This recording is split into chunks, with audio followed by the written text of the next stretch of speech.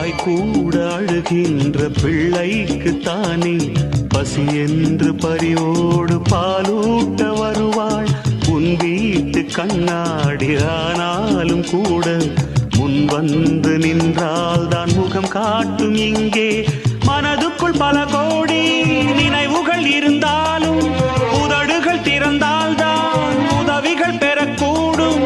கோழைக்கு காதல் என்ன,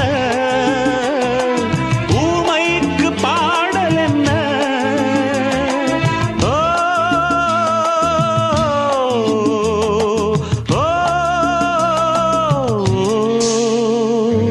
பூங்கொடிதான் பூத்ததம்மா, பொன் வண்டுதான் பார்த்ததம்மா.